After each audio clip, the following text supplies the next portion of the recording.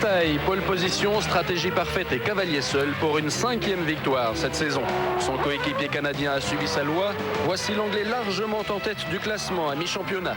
Et pourtant tout semble possible car il n'a jamais gagné à Manicourt où Schumacher s'est imposé ces 2 dernières années. L'Allemand sur Ferrari qui est en pole position. Alors, faites vos jeux. Retour à Manicourt et bienvenue à ceux d'entre vous qui nous rejoignent à cet instant, c'est-à-dire à 1 minute et demie maintenant du départ du Grand Prix de France.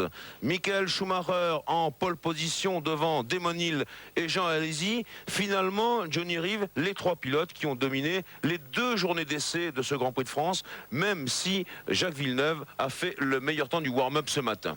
Il ne faudra pas l'oublier, Jacques Villeneuve, parce que ce matin, donc, il s'est distingué dans le warm-up. Il est le seul des favoris à avoir franchi ce warm-up, ce rodage, sans ennui grave, alors que tous les autres ont eu qui des accrochages, qui des sorties de route, qui des pannes mécaniques, comme Jean Alesi. Et bien que Villeneuve supporte le double handicap, de souffrir des contusions qu'il a subies hier lors de sa sortie de route, et 2, le fait de conduire une voiture qui est, disons, neuve, à laquelle il n'est pas habitué, une voiture qui a été fabriquée au cours de la nuit par les mécaniciens de Williams autour d'une coque neuve qui avait été amenée en renfort.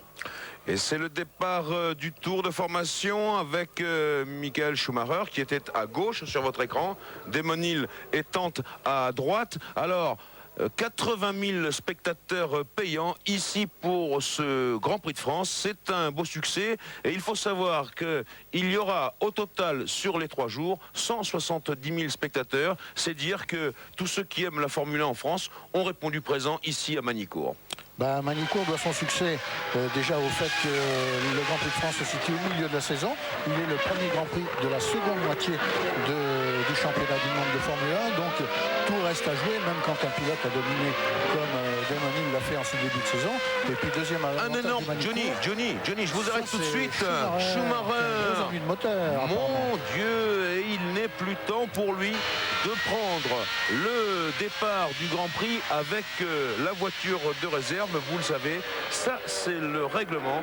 Une fois que le tour de formation est donné, eh bien c'est trop tard pour changer de voiture. C'est incroyable. Voilà 2 Grands Prix d'affilée. C'était la même chose à Montréal. C'est exactement le même drame qu'à Montréal. À Montréal, c'était un ennui de mise en route du moteur qui avait valu à Schumacher de partir en dernière ligne.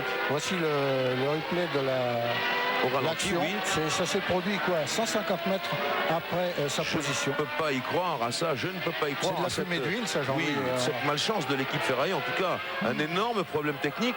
Je me demande, ça peut pas être ça un moteur qui a explosé sur le coup du départ, plutôt une durite, encore que ça fume par les échappements. Ouais. C'est le premier coup de théâtre, comme à Montréal, il y a 15 jours, avant même le départ de ce Grand Prix. Exactement. Et je vous le rappelle, le règlement est formel. Michael Schumacher ne pourra pas participer à ce Grand Prix de France. Il faut prendre le mulet dans les 15 minutes qui précèdent le départ du tour de formation. Là, ce n'est pas le cas et c'en est donc fini pour le champion du monde en titre. Vous avez vu que sa place sur la grille de départ est restée libre et ça nous donne maintenant, bien évidemment, Damon Hill en première ligne avec Jean Alesi. La seule chance que Schumacher pourrait avoir de prendre le départ du Grand Prix de France, c'est que celui-ci soit interrompu pour une cause nouvelle, un accrochage ou quelque chose comme ça, auquel cas on reprendrait la Jean Todt qui évidemment est écrasé par la tristesse. On reprendrait sa voiture de départ maintenant quand ça va s'éteindre. Jean Alesi à gauche, Damon Hill à droite. Damon Hill qui croise tout de suite, attention, ça c'est très chaud dans cette grande courbe qui précède la double droite d'Estoril. Il faut se ruer tout de suite avec un freinage un peu tangent là au milieu du peloton. C'était une tirelle. Voici Jean Alesi en 2e position derrière Damon Hill. Ils abordent maintenant la courbe du golf. Tout ça c'est à fond, bien entendu de 6e.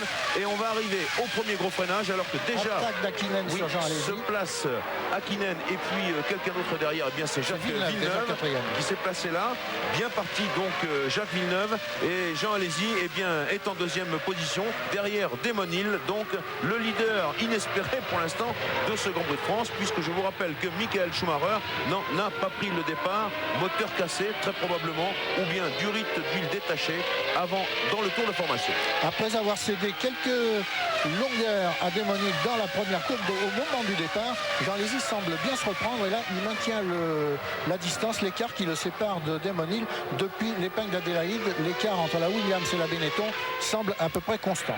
Et Hakkinen perd un petit peu de terrain derrière Jean Alesi. Ça veut dire que la Benetton Renault est en très grande forme. La Williams Renault, elle, c'est la voiture du moment, quoique elle ait subi des transformations assez fondamentales, cette Williams Renault. Et il va falloir les mettre au point, ces transformations, notamment de suspension et puis d'aérodynamique. En tout cas, c'est Damon Hill qui mène le Grand Prix de France devant Jean Alesi à l'issue du premier tour. Le troisième est Hakkinen, le quatrième Villeneuve, 5 Berger, 6 Brundle, 7 Coulthard, 8 Diniz, 9 Barrichello, 10 Panis, 11 Verstappen, 12 Frentzen. Johnny. Et non, je remarquais simplement que c'est encore dans la grande courbe que Damon Hill a réussi à accentuer son avantage sur Jean Alesi, comme il l'avait fait 200-300 mètres après le départ et comme il l'a fait tout au long des essais. C'est dans la grande courbe dite Estoril que Damon Hill creuse les écarts les plus sensibles avec ses adversaires directs, et après quoi on voit que l'écart se stabilise. Et d'1 seconde et 8 dixièmes. L'écart qui s'est légèrement accru puisqu'il était au tour précédent d'1 seconde 5. Voilà un premier abandon, deuxième abandon après le Schumacher. C'est Montermini que l'on avait vu en difficulté sur la grille de départ avec sa Forti. Oui, et un début d'incendie d'ailleurs au moment où Montermini avait immobilisé sa voiture sur son emplacement sur la grille de départ donc du Grand Prix de France. Caméra embarquée à bord de la Benetton Renault de Jean Alesi pour regarder bientôt son passage sur la ligne de chronométrage et mesurer l'écart qui le sépare de Damon Hill qu'on voit loin là-bas. Mais ça, c'est un effet d'optique de la caméra embarquée de la Benetton Renault du pilote français. La Williams Renault, elle prend un petit peu de champ. Derrière Alesi, Hakkinen, Villeneuve, Berger, pratiquement roue dans roue. Même Brundle n'est pas loin.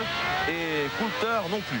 Brundle a même réussi l'exploit de se glisser devant la deuxième McLaren. Il précède Coulthard, Brundle avec la Jordan Peugeot, il est sixième. Brundle qui semble bien se reprendre après un début de saison un petit peu chaotique, assez décevant d'ailleurs de sa part. Mais depuis le Grand Prix du Canada, Brundle semble rentrer dans le rythme. Ici à bord de la McLaren Mercedes de Mika Hakkinen en troisième position. Et voici Jacques Villeneuve qui se fait de plus en plus pressant alors que Damon Hill profite de son envolée. Meilleur tour en course, une 19,241, soit un peu plus de 193 km/h de moyenne sur un tour. Et je ne peux m'empêcher de penser à Schumacher qui assiste donc à ce Grand Prix en spectateur. Un problème de fiabilité absolument invraisemblable sur la Ferrari.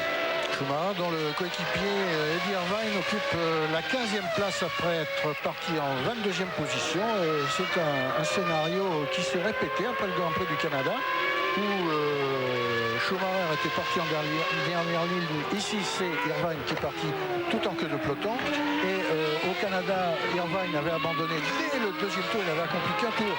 Et ici, Schumacher n'a même pas pu prendre le départ. C'est-à-dire que une Minardi. Oui, une Minardi qui est sortie de la piste, celle de Physique à la Physico, comme on le surnomme. 1 Hill, 2 Alesi, 3 Hakkinen, 4 Villeneuve, 5 Berger, 6 Brundle. On tourne une page de publicité. On se retrouve dans quelques minutes.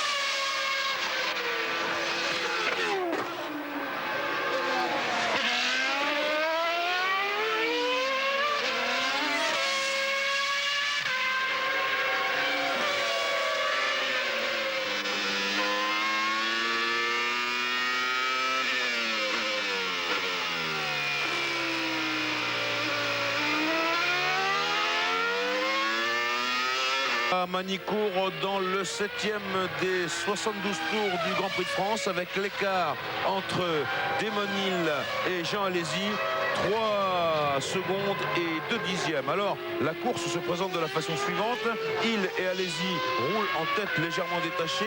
Derrière eux, il y a un premier groupe de chasse composé de Häkkinen, Villeneuve, Berger, Brundle et puis même Coulthard, et puis un deuxième groupe composé de Diniz, Barrichello, Panis, Verstappen, Frenzen et le reste du peloton. D'ailleurs, ils sont tous roue dans roue, ces garçons. Et bien entendu, pendant que nous étions à Paris, eh bien, il s'est passé un deuxième événement incroyable, mais c'est vrai, c'est l'abandon d'Eddie Irvine sur la deuxième Ferrari. Elle n'a pas franchi le cap du deuxième tour de course. C'est inouï ça, hein, du 5e tour, Jean-Louis, oui, c'est un désastre à peu près équivalent à celui subi par la Scuderia Ferrari au précédent Grand Prix au Canada, où elle avait été pratiquement mise hors course d'entrée de jeu. Et là, le scénario se renouvelle pour des raisons différentes. C'est ça qui est surprenant, c'est que au Canada, il s'était agi d'un problème de démarrage de moteur pour Schumacher, d'un problème de rupture d'une attache de suspension à cause d'un objet qui avait volé sur d'une voiture, le précédent sur la voiture d'Irvine. Michael Schumacher avec nous, Johnny. Ouais. Ah, pardon. Allez-y, Pierre.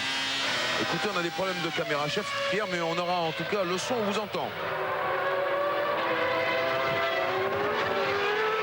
Non, écoutez, pas de Michael Schumacher pour l'instant. Johnny, continuez votre développement. Alors qu'ici, c'est un moteur, pour poursuivre avec la malédiction qui frappe Ferrari ces 2 derniers Grands Prix. Ici, c'est un moteur, ce qui n'était pas le cas au Canada. Les moteurs avaient tenu. Si celui de Schumacher avait eu du mal à démarrer, ils avaient tenu en résistance. Alors qu'ici, celui de Schumacher n'a même pas pu prendre le départ. Et j'ignore la raison de l'abandon de Eddie Irvine, qui parti dernier était remonté 15e. En tout cas, ce ne semble pas être le problème de transmission qui avait arrêté Schumacher au Canada. Lequel Schumacher, on s'en souvient, avait eu un demi-arbre de roue qui cassait au moment où il reprenait la piste après son ravitaillement.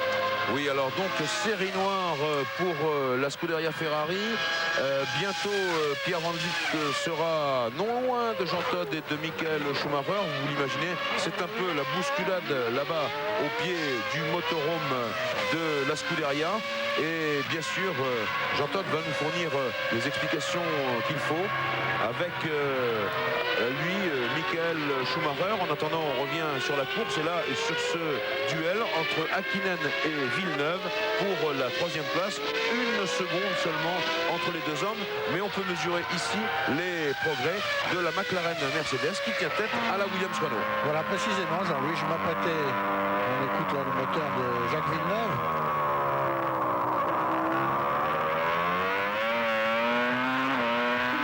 Je m'apprêtais à vous dire qu'Hakkinen faisait peut-être le jeu de Jean Alesi en retenant légèrement Villeneuve derrière lui, mais apparemment ça n'est même pas le cas, puisque Villeneuve n'est pas à proximité immédiate de la McLaren du Finlandais.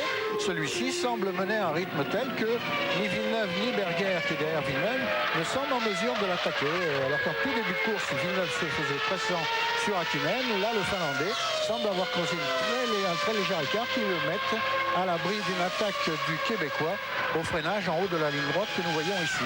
Alors ça, c'est la constatation numéro 1. La constatation numéro 2, c'est simple, c'est qu'il faut attendre quand même la première vague de ravitaillement pour savoir qui de Häkkinen ou qui de Villeneuve a emporté le plus d'essence et le nombre de ravitaillements que feront l'un ou l'autre de ces pilotes. Il en va de même également pour Damon Hill et Jean Alesi. Damon Hill qui possède maintenant 4 secondes et 6 dixièmes d'avance sur le Français. 4 secondes et 6 dixièmes entre la Williams Renault en tête et la Benetton Renault derrière elle. Ici nous sommes avec Mika Häkkinen. La liste des abandons s'affiche. Vous voyez qu'il y figure Irvine, Fisichella et Montermini, tandis que Schumacher, eh bien oui, 0 tour puisqu'il a abandonné dans le tour de formation. On aura donc des nouvelles tout à l'heure de la Scuderia Ferrari Ce qui est important également, ce qu'il convient de noter, Johnny, on va faire un petit rappel historique. L'an dernier, le Grand Prix de France s'était joué de la façon suivante. Damon Hill était en tête, talonné par Michael Schumacher. Damon Hill était tombé dans le trafic des retardataires et Schumacher avait sauté immédiatement dans les stands pour ravitailler, et c'est comme ça qu'il avait pris la tête de la course. L'année dernière, souvent on avait constaté que l'équipe Benetton réagissait mieux, improvisait mieux ses arrêts au stand en fonction des événements qui se produisaient sur la piste. Cette année, ça n'est plus tout à fait le cas. Sortie assez violente de Verstappen, souvent dans les bacs à sable, c'est-à-dire qu'il y a été tous les jours, hein, Verstappen, il faut le rappeler. Et il se plaint de sa tenue de route et il souffre d'un manque de puissance sur la voiture, donc là il est sorti trop vite du grand gauche qui suit les stands. Évidemment, il n'a pas pu prendre la grande courbe d'Estoril, et une chance pour lui que personne ne se soit trouvé sur la route au moment où il a coupé celle-ci. Verstappen dehors, Pierre Van Vliet, vous avez des nouvelles de Ferrari. Voilà, j'ai parlé avec Schumacher, avec Jean-Ton, on a des petites difficultés techniques. Alors Schumacher très déçu, on peut l'imaginer, après sa pole position exceptionnelle aux essais. Un problème de moteur, vous l'avez vu, un moteur qui a explosé sans prévenir. La télémétrie de Ferrari même n'en revenait pas, que ça se passe de façon aussi soudaine. Et puis Jean-Ton nous a confirmé que Eddie Irvine avait renoncé suite à un problème de commande électronique de la boîte de vitesse pour la Ferrari du pilote irlandais. C'est un peu la Bérésina ici du côté de la Scuderia. Et oui, tandis que chez Williams Renault, ça brille. Damon Hill, nouveau meilleur tour en course, une 19,059. Il continue d'accroître son avance, Damon Hill. Alors, bien sûr, cela est pour l'instant relatif, tant qu'on n'a pas un aperçu à peu près sérieux de la stratégie des ravitaillements entre l'équipe Williams Renault et l'équipe Benetton Renault. Mais pour l'instant, Damon Hill est en train de s'échapper, 6 secondes et 2 dixièmes, c'est beaucoup.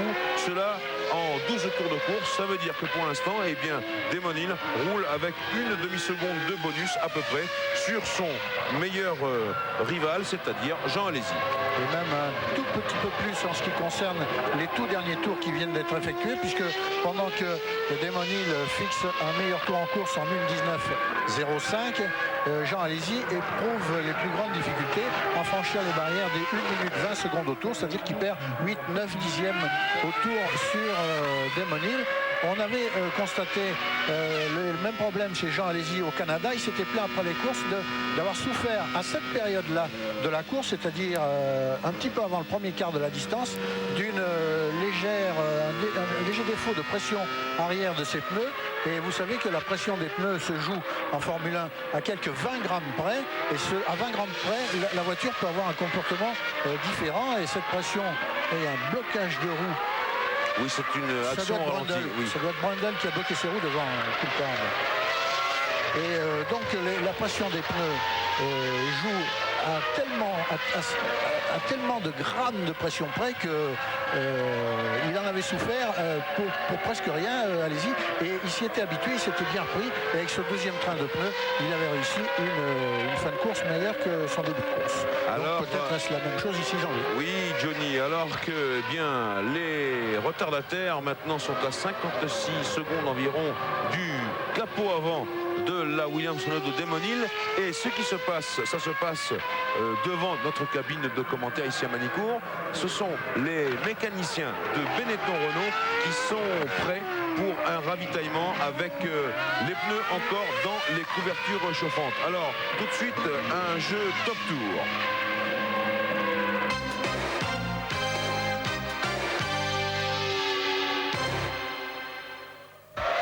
Quels étaient les 3 pilotes en tête de ce Grand Prix de France au moment du signal? 36-15 code de TF1. Et on revient sur Damon Hill. On revient sur Damon Hill. Oui, Pierre Van Vliet. Fausse alerte chez Benetton. Il y a eu un contact radio, visiblement peut-être un petit malentendu avec l'un des pilotes. Alors, les mécaniciens étaient sortis se préparer avec les pneumatiques. Mais finalement, tout est rentré dans l'ordre. Et tout le monde replie bagage du côté du stand Benetton. Et oui, c'est vrai, vous avez raison. Plus personne sous nos fenêtres ici à Manicourt. Donc l'écart, il Alesi 6 secondes. Et puis ensuite on avait l'écart entre Alesi et Hakkinen 3 secondes 6. Et vous voyez que Villeneuve est toujours là sur les talons de la McLaren Mercedes. Qui a a fait de nombreux progrès, ça c'est Alain Prost qui nous l'a dit ce matin dans Automoto, des progrès sérieux, notamment au cours d'une séance de travail intensive qui s'est déroulée la semaine dernière sur le circuit de Silverstone, qui est le circuit d'essai des McLaren Mercedes. Ici une image au ralenti, un blocage de roue bien propre. Attention, ça fait des plats sur les pneus et ça engendre des vibrations plus ou moins difficiles à supporter. On va voir si le rythme de Brundle, auquel cette mésaventure est arrivée, eh bien, va continuer sur le même rythme. Brundle qui est en 6e position, talonné par Coulthard, donc une Jordan Peugeot et une McLaren Mercedes au coude à coude. Tout cela pour la 6e place en ce moment. Et derrière ce duel, on a entrevu la mieux placée des Ligier qui, surprise, est celle de Pedro Diniz. Actuellement, Pedro Diniz roule en 8e position alors que Olivier Panis, qui vraiment est accablé de malheur, de petites choses, des petites choses de rien du tout depuis hier, et qui se contente de rouler en 10e position actuellement, Panis, alors qu'il s'était préparé pour ce Grand Prix de France avec le même enthousiasme et la même motivation que Jean Alesi pour faire quelque chose de brillant. Jean Alesi pour l'instant se place très bien puisqu'il est 2e, il est à 6 secondes 9 de Demonil, alors que Olivier Panis doit se contenter d'être 10e pour l'instant, mais peut-être a-t-il prévu une stratégie qui lui permettrait de regagner du temps sur les autres s'il ne s'arrêtait qu'une seule fois. Ça c'est Badoer. Ça n'est pas une Ligier malgré la tenue des mécaniciens. Oui, c'est Badoer qui est rentré au stand de Forti. Vous savez qu'il en reste une seule en course, les Forti, puisque Montermini a abandonné. Il est quand même pas mal, Brundle, là, en bonne situation, il résiste largement. On sait que Brundle c'est un coriace pour le dépasser, c'est un vieux de la vieille, comme on dit dans le jargon. Et Coulthard va devoir attendre un certain nombre de tours pour pouvoir dépasser. C'est un peu aussi le problème de Manicourt. Les dépassements sont très compliqués. Et si on continue à suivre ce duel, vous allez voir pourquoi. Pour dépasser, il faut vraiment se mettre dans l'aspiration de la voiture qui vous précède. Or, dans cette courbe, comme dans celle-ci, le double droite d'Estoril, eh bien, on ne peut pas y arriver et au risque de se faire déventer. Et on n'est pas assez près au freinage qui suit. On est ici avec Demonil. L'écart entre le premier et le 6e, 28 secondes et 412 millièmes entre Hill et Brundle. Il y a Alesi, Hakkinen, Villeneuve et Berger. 15 tours de course ont été effectués. On arrive à peu près au quart de la distance. Et voilà Diniz. Ça c'est le sandwich, oui, le sandwich Diniz, Ligier Honda, Barrichello, Jordan Peugeot, Panis, Ligier Honda. Voilà, Diniz qui maîtrise Barrichello. Barrichello qui a une meilleure réputation que Pedro Diniz. Et Diniz doit être tout content, lui, qui débute en Formule 1 cette année. Il doit être tout content de précéder le prestigieux Barrichello devant les caméras qui retransmettent ce Grand Prix également au Brésil, bien sûr. Et le Brésil doit être étonné de voir le premier des Brésiliens en la personne de Diniz et non en celle de Barrichello, qui est le favori du public brésilien actuellement, Barrichello. Alors il ne faut pas s'en cacher, Johnny, à propos d'Olivier Panis, je tiens à en témoigner personnellement. J'étais là la semaine dernière pour suivre les essais privés de Panis. Il a fait des bien meilleurs temps que pendant ce week-end, et il y a eu quelques anicroches, je crois, au sein de l'équipe Ligier Honda. On en saura un peu plus sans doute après ce Grand Prix de France. En tout cas ici, c'est un trio qui en débat fermement. Diniz, Barrichello, Panis, et cela entre la 8e, 9e et 10e place. Il essaye de déboîter, mais voyez, il n'est pas assez près. C'est le dilemme de Manicourt, comme je l'expliquais tout à l'heure, très difficile. On ne peut pas se rapprocher dans les grandes courbes, on peut être déventé, c'est-à-dire que il n'y a plus de déportance d'aileron, et là vous sortez de la route irrémédiablement, et encore faut-il pouvoir réaccélérer et se tenir là, vraiment dans le sillage de la voiture que vous voulez dépasser, pour justement pouvoir déboîter au freinage, et c'est là toute la difficulté de ce circuit de Nevers-Manicourt. La difficulté de Panis est augmentée du fait que devant lui, Barrichello dispose du moteur qui passe pour être le plus puissant actuellement. Les Jordan, grâce à leur moteur Peugeot, atteignent les vitesses de pointe les plus élevées en haut de la ligne droite. Donc quand on est placé derrière une voiture qui va plus vite que la sienne en ligne droite, il est vraiment très difficile de s'approcher d'elle en freinage. et de l'attaquer. On l'a vu là, la réaccélération immédiate. On voit là, depuis la caméra qui est dans le museau de la Ligier Honda de Panis, on voit cette réaccélération de Barrichello. Et Coulthard a le même problème que Panis. Coulthard, lui, c'est avec la Jordan Peugeot de Brundle. Ouais, il était loin au début du freinage, il s'est rapproché au freinage, mais se rapprocher ne veut pas dire passer. Et il est toujours derrière la Jordan de l'anglais Brundle, lui, l'écossais Coulthard. Pendant ce temps-là, en tête de la course, eh bien, Damon Hill ne va pas tarder à entrevoir les premiers retardataires. Ceux-ci s'appellent Pedro Lamy et Ricardo Rosset et même Johnny Herbert. Et c'est là que va intervenir le premier réflexe stratégique de l'écurie Williams-Renault et de l'écurie Benetton-Renault. Attention, ça commence à bloquer au freinage. Ça c'est dire que Brundle se sent un petit peu acculé par Coulthard, qui ne relâche pas sa pression sur cette McLaren Mercedes en regain de forme, on vous l'a dit, grâce notamment à des modifications, grâce à une mise au point encore un peu plus poussée qui émane du professeur Alain Prost. Arrêt d'Olivier Panis. Oui. Eh bien, on vous écoute, Pierre. Premier ravitaillement pour Olivier Panis avec la Ligier. Il était un petit peu bloqué, vous l'avez vu, derrière son équipier Diniz et l'autre Brésilien Barrichello. Panis nous a dit tout à l'heure sur la grille, sans doute 2 arrêts, peut-être même 3. C'est une tactique qui avait déjà bien réussi à Ligier dans le passé, ici à Magny-Cours. Panis est reparti. Panis est reparti au bout de 8 secondes et un dixième. Juste, il a dû quand même donner un petit coup de volant pour la Tyrrell Yamaha qui est venue s'arrêter juste devant lui, celle du Finlandais Mika Salo. C'est un arrêt stratégique que celui de Olivier Panis, puisqu'il était un peu gêné par Barrichello et Diniz devant lui. Il s'est dit, je vais m'arrêter un petit peu avant eux pour regagner du temps virtuellement sur eux. Quand ils s'arrêteront, bien ils repartiront derrière moi. C'est le calcul qu'il a fait. On va voir tout à l'heure si ce calcul lui aura réussi ou non. Et oui, et c'est sans doute le calcul, je vous le disais, de Damon Hill et de l'écurie Williams-Renault. L'écart entre Damon Hill, le leader de ce Grand Prix de France, et Ricardo Rosset, 15e, est de 1 minute et 10 secondes maintenant. Bientôt donc, Damon Hill va se retrouver avec les premiers retardataires à devoir dépasser. Peut-être Coulthard devrait-il en faire autant que Panis pour essayer de se débarrasser de Brundle sans avoir à le doubler sur la piste, puisque ça a l'air aussi difficile. Et je me demande si Alain Prost, fin tacticien, ne va pas suggérer cette stratégie à Ron Dennis, le chef d'orchestre de l'équipe McLaren. D'autant, Johnny, d'autant, vous avez raison, que même si c'est pour dépasser sur la piste, non, mais il est trop loin. Il est trop loin. Il ne faut pas mettre les roues en dehors de la trajectoire. Vous savez que Magny-Cours est très dur pour les pneus. Ça se traduit par des boules de gomme qu'on commence déjà à voir. Nous sommes à peine dans le 20e tour de course.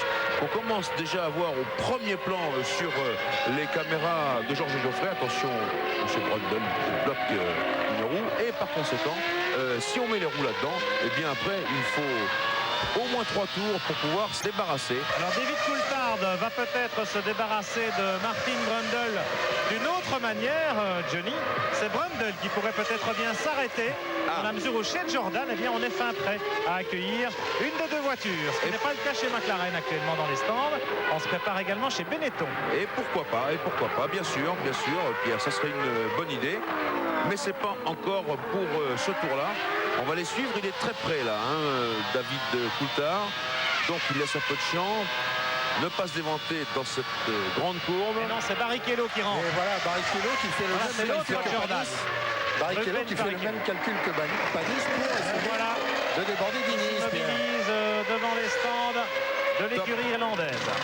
Le chrono est parti, vous le voyez à droite de votre écran. Barrichello qui était juste devant Diniz et devant Panis.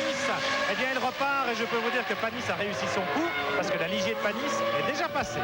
Eh bien voilà, c'est QFD, c'est ce qu'il fallait démontrer. Et on revient sur le duel entre Brundle et Coulthard. Il n'est pas assez proche pour déboîter ici David Coulthard. Vous voyez des petites corrections au volant. Tandis que le...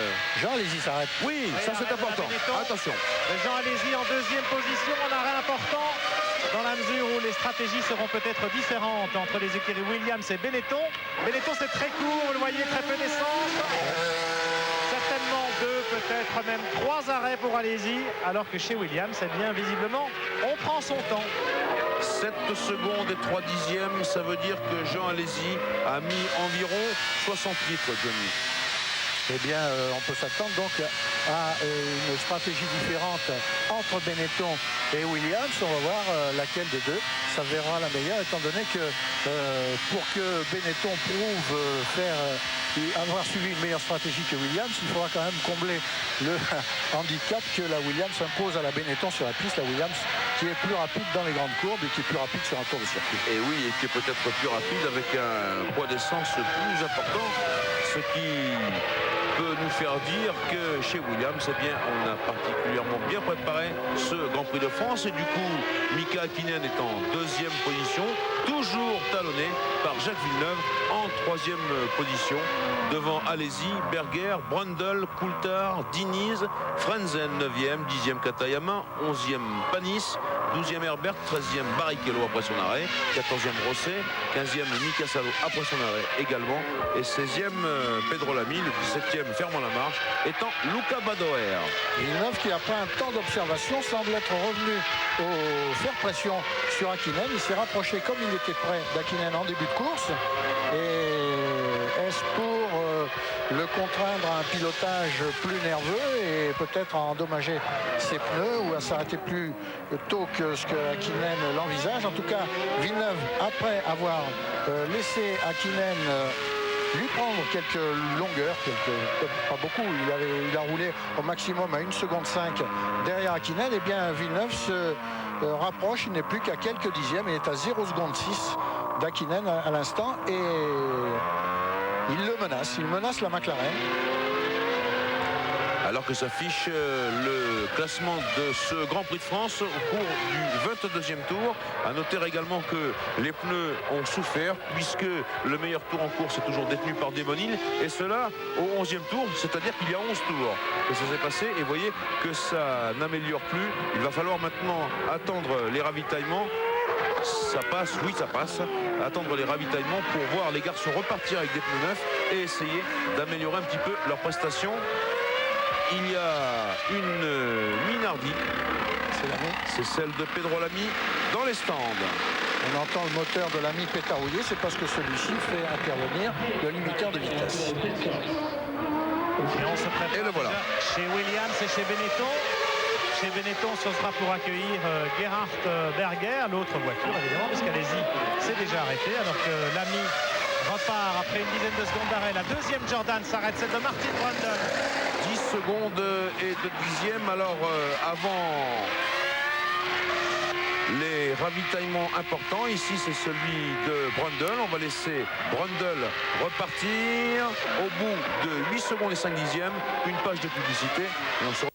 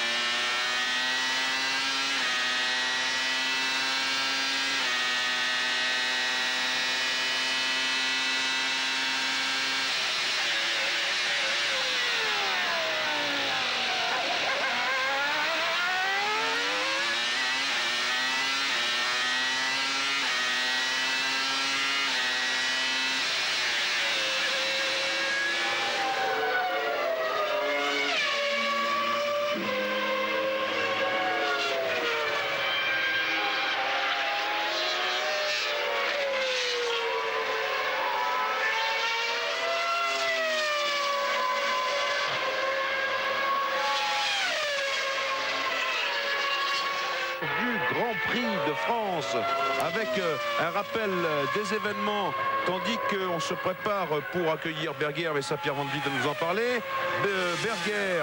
Berger s'est déjà arrêté. Tiens, qu'est-ce qui se passe? Encore une fausse alerte. Pierre, ça sera important. Et puis Coulthard, lui aussi s'est arrêté. Alors, le classement pour l'instant, c'est Hill, Hakkinen, Villeneuve, Alesi, Berger et Coulthard. Pierre Van Vliet, alors une petite alerte. Oui, chez Williams, on se prépare à accueillir Damon Hill, le leader du Grand Prix de France. Et curieusement, dans le stand voisin chez Benetton, oui, on est également prêt avec des pneumatiques qui sortent des couvertures chauffantes, alors que les deux voitures ont déjà ravitaillé. Et oui. On se souvient qu'en début de course, il y avait déjà eu un petit incident, un petit malentendu entre un pilote et son stand et son équipe. Alors voilà, peut-être des problèmes de pneumatique sur une des deux Benetton. On va être fixé. Il y a Elsaral de Frentzen qui rentre avec la Sauber Ford. Et on attend Damon Hill, le leader, avec la Williams Renault, pour son premier arrêt. Nous aussi, on attend Damon Hill. Alors, on a fait la constatation suivante, Pierre, c'est que Jean Alesi a probablement eu des problèmes de pneus avec son premier train juste avant son ravitaillement. Damon Hill au stand. Voilà Damon. Alors, on vient de lui passer un panneau. Comme quoi il a 13 secondes et demie d'avance sur Hakkinen Villeneuve maintenant. Et ça repart. Il repart au moment précis où Hakkinen rentre. Je peux vous dire que le balai était bien réglé. Ça s'est passé à 3 ou 4 dixièmes de seconde entre la sortie de Hill et l'entrée d'Hakkinen qui était deuxième. Il repart aussi, le Finlandais. Des arrêts assez brefs, donc relativement peu d'essence. Certainement une stratégie à 2 ravitaillements pour ces pilotes. Et ce sera le cas également pour Jacques Villeneuve, dont on prépare les pneumatiques maintenant chez Williams. Donc le même nombre d'arrêts pour Hill et Villeneuve. C'est le contraire de ce qui s'était passé il y a 2 semaines au Canada.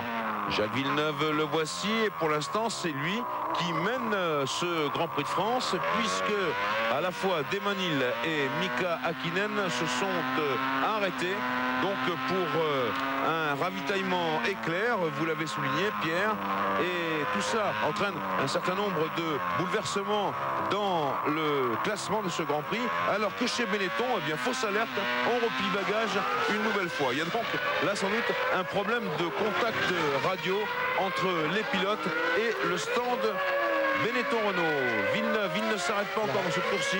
Il est en tête du Grand Prix de France. Il est en tête, absolument, avec un petit brin d'avance sur son leader. Et regardez, il n'est pas fou, Jacques Villeneuve. Il sait qu'il va s'arrêter, donc il en profite, il va user ses pneus jusqu'à la corde. Une 19.044, c'est donc le meilleur tour en course pour l'instant.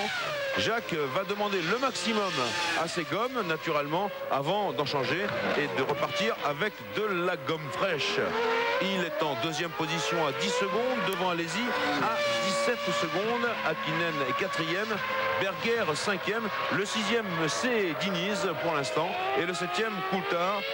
Je crois que Diniz, Johnny, n'a pas encore ravitaillé. Oui, et le seul des hommes de tête, elle ne s'est pas encore arrêté, Diniz. C'est la raison pour laquelle il figure maintenant dans les points de ce classement du Grand Prix de France. En tout cas, l'écart entre Alesi et Damon Hill s'est réduit après les arrêts de ces deux pilotes.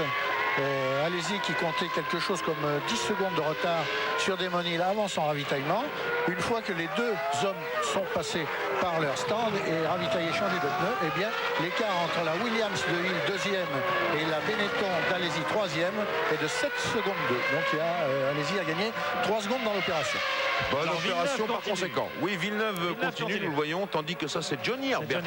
Jean-Louis, je me demande ce qui se passe chez Williams et il n'est pas impossible. J'aperçois l'ingénieur de piste de Jacques Villeneuve, Jacques Clear, l'ingénieur de piste de Villeneuve, et je me demande si on ne discute pas par radio actuellement. Pierre, un abandon au bout des stands là-bas, c'est Pedro Diniz sur la Ligier Honda. Il a mis pied à terre, Diniz.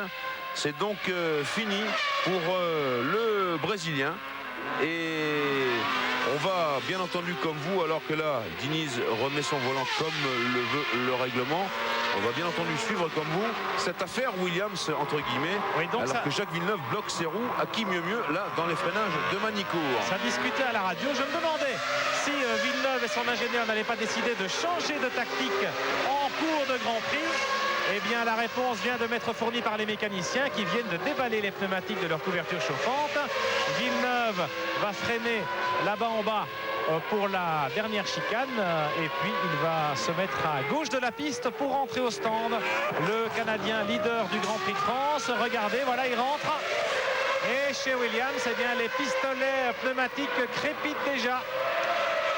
Attention à l'arrêt de Jacques Villeneuve. Top!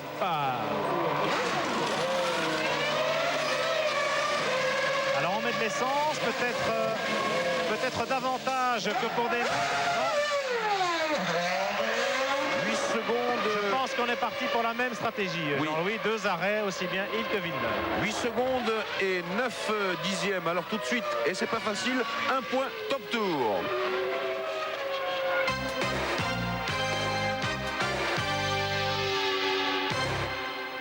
Au signal quels étaient les 3 pilotes en tête du Grand Prix de France. 36-15 TF1 pour jouer. Et pour vous aider, je pense que Villeneuve est reparti juste devant Hakkinen avec qui il était en bagarre avant son arrêt. C'est pas mal, c'est bien joué alors chez Williams. C'est bien joué, alors que pendant ce temps-là, eh bien, Damon Hill a effectué le meilleur tour en course. Vous l'avez vu, une 19.042. C'est 2 millièmes de mieux que ce qu'a fait Villeneuve. Vous voyez que dès qu'on part et qu'on a des pneus frais, on peut faire un bon temps. Si on ne peut pas le faire, on attend un petit peu. Et puis Damon Hill là a cravaché avec donc des pneus qui avaient déjà 2 ou 3 tours. Et il fait résultat un temps au tour sensiblement équivalent à celui de Villeneuve qui avait de très vieux pneus. Et la cadence de Damon Hill lui permet d'écarter un petit peu, d'agrandir la distance qui le sépare, l'avantage qui le sépare de Jean Alesi, deuxième, puisque de 7 secondes, l'écart entre l'Anglais et l'Avignonnais est passé à maintenant 31e tour, 10 secondes 7. Damon Hill, 31 tours, ce sera bientôt la mi-course pour lui. La mi-course interviendra au 36e tour, puisque le Grand Prix de France en compte 72. Vous avez également l'écart affiché sur vos écrans. Et on peut dire que tout est rentré globalement dans l'ordre maintenant pour ce qui concerne les 5 premiers du Grand Prix. Le 6e étant David Coulthard qui est passé devant Brundle. Panis est 8e, il est passé devant Rubens Barrichello. On peut dire que les stratégies ont été très payantes ici pour ce Grand Prix de France, avec dès qu'il y a un peu de trafic, eh bien, une rentrée obligatoire dans les stands. Et là, le danger pour Jean Alesi risque de venir derrière. Maintenant que la Williams-Renault de Villeneuve est en 3e position, elle est débarrassée de la présence de la McLaren d'Hakkinen devant elle, la Williams du Québécois. Et celui-ci va certainement mener forte cadence pour essayer de rejoindre l'Avignonnais. Badoer, c'est terminé pour lui.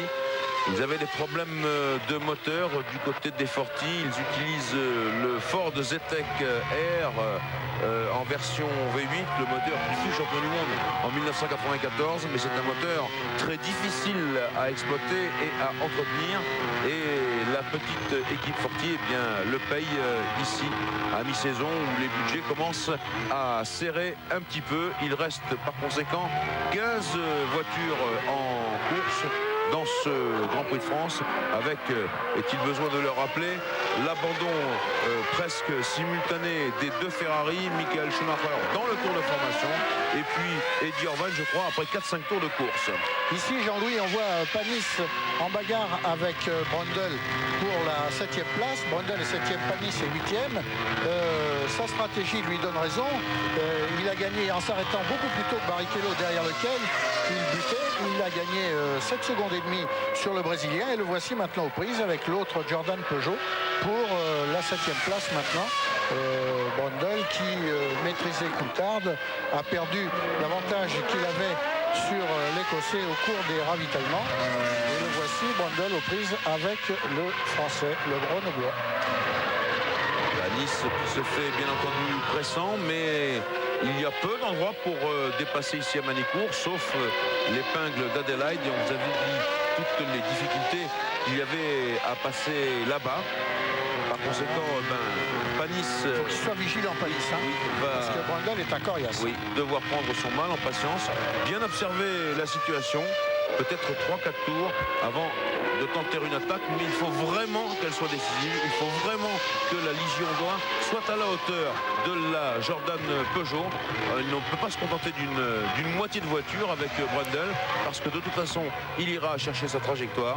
Donc, attention, extrême prudence pour Olivier Panis, et puis bien entendu, attention de ne pas se faire déventer. Alors là, la difficulté, c'est de rester tout près de la voiture qui vous précède dans la grande courbe dans laquelle nous nous trouvons ici à bord de la Ligier de Panis, pour aborder la grande ligne droite en montée dans son aspiration et pouvoir l'attaquer au freinage. En bénéficiant de l'aspiration, on gagne quelques km/h. Et là, en arrivant au sommet, on essaie de se déboîter, mais Brundle freine à droite et il empêche toute offensive de Panis. Mais en abordant l'épingle à droite, il a viré lentement et Panis a failli le déborder par l'extérieur. Attention, attention, oui Pierre, je sais que vous êtes avec Pedro Diniz, mais Panis nous fait quelques frayeurs. Alors, très vite, l'interview de Diniz, Pierre. Oui, avec Pedro Diniz, le héros de ce début de course, avec un magnifique départ, Pedro. Et puis vous êtes remonté jusqu'en 6e position avant d'abandonner malheureusement. Qu'est-ce qui s'est passé? Malheureusement, le moteur s'est cassé. Je réussis à faire un bon départ. J'avais l'essence de la voiture pour faire seulement un arrêt. Et je réussis à faire même comme ça un bon rythme de course. Et c'est dommage parce que si je finis cette course, je suis sûr que je devrais finir bien au point. Et c'est dommage. Magnico, vous réussissez bien quand même. C'est le circuit d'essai de l'équipe Ligier. Vous croyez qu'un seul arrêt, c'était une bonne stratégie? C'était nous, dans les essais de la semaine dernière, nous avons fait demi-course et ça s'était passé pas mal et pour ça qu'ils ont décidé de faire seulement un arrêt. Et fin ici, la voiture était pas mal et je était déjà proche de mon pit stop et malheureusement la voiture est cassée. Merci Pedro, bravo. Et oui, il a bien marché, Pedro Diniz, et puis il a fait d'ailleurs aussi beaucoup de progrès en français. On revient maintenant sur la course avec Johnny Herbert qui est en 13e position. Et ça, par contre, ça bagarre dure. C'est pour la 4e place entre Hakkinen et Berger. Il y a 2 duels maintenant, Jean-Louis, en tête de cette course. Enfin, en tête, pas loin de la tête, puisqu'en tête, Damon Hill est seul avec 11 secondes d'avance sur Alesi. Mais Alesi est talonné par Jacques Villeneuve. Pour la 2e place, Villeneuve se fait pressant sur la Vignonnet. Il n'a que 0 seconde 5 de retard sur la Vignonnet. Tandis que pour la 4e place, derrière le duel Alesi-Villeneuve, eh bien, c'est une bagarre entre Hakkinen et Berger qui sont eux aussi regroupés en quelque chose comme une seconde. L'écart varie d'un tour à l'autre, évidemment. Et là, c'est Alesi qui maîtrise encore Villeneuve, mais on sait que la Williams est supérieure à la Benetton cette année et Jean aura beaucoup de difficultés à résister à Villeneuve. Et Johnny, je voudrais là quand même en profiter pour montrer l'extrême correction de Jean Alesi qui s'est présenté là-bas au freinage de l'épingle d'Adelaide, complètement à droite, à gauche sur sa trajectoire. Et je veux dire qu'il n'a pas fait comme Brundle qui a tendance à freiner à droite. C'est ça la différence du sportif. Jean Alesi met un point d'honneur justement à se battre d'égal à égal sans faire d'entourloupette à ses rivaux directs. Et il faut lui rendre cette grâce, c'est que c'est un sportif dans l'âme. C'est un sportif accompli. On revient là à bord de la Williams Renault de Villeneuve. On écoute le V10 Renault.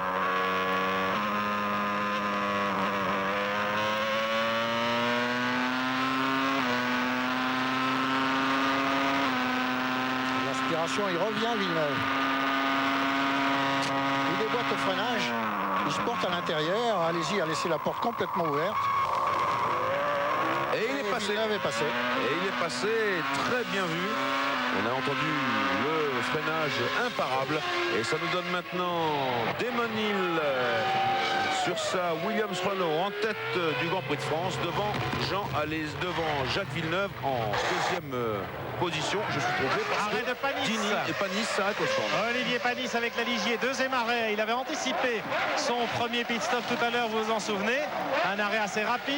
Voilà, l'essence est fini. Top, ça repart. 8 secondes et 1 dixième, c'est exactement le même chrono que tout à l'heure dans le premier ravitaillement d'Olivier Panis. Passage de la ligne de chronométrage pour Jacques Villeneuve et par conséquent Damon Hill, Williams Renault devant Jacques Villeneuve, Williams Renault également. Et là, le ralenti vu de l'extérieur du dépassement Villeneuve-Alési. Alési qui est donc maintenant en 3e position sur sa Benetton Renault.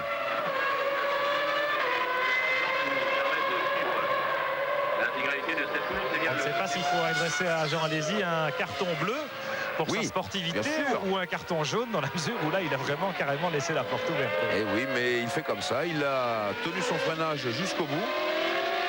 Villeneuve a été un petit peu plus loin dans l'effort. Et maintenant, c'est la course de Villeneuve que l'on va surveiller, savoir donc si l'écart entre Damon Hill et Jacques Villeneuve va rester constant. Pour l'instant, il est de l'ordre de 12 secondes et 2 dixièmes. Et vous savez qu'à ce stade de la saison, il n'y a pas de consigne chez Williams Renault. Chacun joue sa carte, il joue la sienne et Villeneuve va la jouer également. C'est-à-dire que Villeneuve, pour dépasser Alési, a surtout bénéficié du sillage dans la remontée, dans le long rectiligne en montée de la Benetton de l'Avignonnais. Bien aspiré, il a réussi à gagner en vitesse maxi. Il s'est porté à hauteur d'Alési au début du freinage et étant à l'intérieur, puisqu'Alési avait laissé la porte ouverte en gentleman qu'il est, eh bien Villeneuve s'est imposé d'égal à égal avec l'Avignonnais.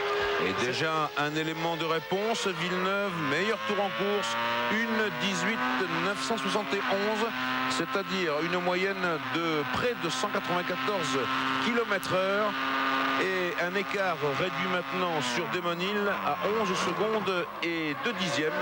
Voilà donc Jacques Villeneuve qui va se mettre à cravacher pour essayer de rattraper son leader. Villeneuve qui, rappelons-le, donc a eu un énorme accident hier en qualification, qui roule au volant d'une Williams reconstituée cette nuit autour d'une coque qui avait été amenée en réserve mais qui était complètement nue. Les mécaniciens de Williams ont reconstitué une voiture hier soir. Leur travail s'est achevé dans la nuit de samedi à dimanche. Villeneuve, assez commotionné par sa sortie de route, a pris contact avec cette voiture ce matin lors de la demi-heure de rodage. Il a effectué le meilleur temps de très peu sur Alési, mais ça l'a mis en confiance. La voiture répondait à sa demande. Et là, eh bien, malgré ses bleus, malgré le souvenir qu'il essaie d'évacuer de son impressionnante sortie de route, eh bien, Villeneuve est capable de donner son maximum. Et le voici lancé à la poursuite de son leader, Damon Hill, qui est en tête du Grand Prix de France, avec 10 secondes 9 sur le Québécois désormais, tandis que Jean Alési est 3e. Jean Alési qui perd du terrain assez nettement par rapport à Villeneuve. Peut-être qu'il est en difficulté avec son deuxième train de pneumatique, ce qui expliquerait les petites hésitations à la radio et dans les stands du côté de l'équipe Benetton, et aussi pourquoi il s'est effacé aussi facilement devant Villeneuve tout à l'heure, en étant tout simplement nettement moins rapide que le Canadien sur un tour. Et oui, Pierre, n'oublions pas qu'une Williams est nettement meilleure qu'une Benetton cette année. Ça a été prouvé et reprouvé, et c'est prouvé à chaque Grand Prix. Même si les Benetton réduisent le retard qu'elles avaient en début de saison sur les Williams, elles sont quand même en retrait de leur cousine du clan Renault. Et un autre garçon qui cravache, Olivier Panis, meilleur tour en course, 18,712, 194 et 3 km/h de moyenne. Ça veut dire qu'il cravache lui aussi, Panis, pour revenir sur Barrichello, qui le précède d'environ 6 secondes. Ça va nous donner l'occasion, alors que là c'est le dépassement d'un retardataire, c'est le dépassement de Rosset par une Jordan Peugeot. Panis, c'est pas mal, ça peut laisser entrevoir un retour vers les points d'Olivier qui le mériterait ici, parce qu'il n'a décidément pas beaucoup de chance. Johnny Herbert qui allume ses gommes, ah oui, trop même, puisque la Sauber Motor Ford a manqué de lui échapper. Il s'est arrêté façon rallye avec appel et contre-appel, Johnny Herbert, pour négocier l'épingle. Il a dû endommager ses pneus. Oui, Johnny. Tiens, oui. Ça n'est pas un geste très amical, pourtant Villeneuve est plutôt paisible. C'est un geste italien envers Pedro Lamy, et qui va dire ma cosa c'è. Et ça n'a pas dû lui plaire à Villeneuve. C'est très drôle la façon dont Villeneuve se met dans ce milieu de la Formule 1 et a un langage spécifique pour tous les étrangers, que ce soit l'anglais, que ce soit le portugais ou l'italien. Il se débrouille, Jacques Villeneuve. Alors côté stratégie, j'ai l'impression que Rubens Barrichello ne va pas tarder à rejoindre le stand Jordan. Vous savez que Panis revient sur lui, mais Barrichello ne s'est pas encore arrêté une deuxième fois, une seconde fois probablement. Il n'est pas impossible, cela dit, que Panis opte pour la stratégie à 3 arrêts. Et donc il devrait encore cravacher. Cela expliquerait aussi qu'il a très peu d'essence avec des pneus frais et qu'il réussisse le meilleur tour en course à ce stade du Grand Prix. Bien sûr, Pierre, il n'y a pas de miracle en Formule 1. C'est un sport humain, mais c'est un sport aussi mécanique. Et pour aller très vite, on ne peut pas gagner comme ça d'un tour sur l'autre des dixièmes de seconde par le miracle du Saint-Esprit. Il faut une voiture compétitive, légère, puissante, bien équilibrée en tenue de route, avec des pneus neufs et peu d'essence à bord. Et bien Panis avait des atouts, il les a parfaitement exploités. C'est lui qui a le meilleur tour de ce Grand Prix de France, alors qu'on a dépassé le cap de la mi-course. Le classement au 41e tour: 1 Hill, 2 Villeneuve, 3 Alesi, 4 Häkkinen, 5 Berger, 6 Coulthard. On tourne une page de publicité et on se retrouve dans quelques instants à Magny-Cours.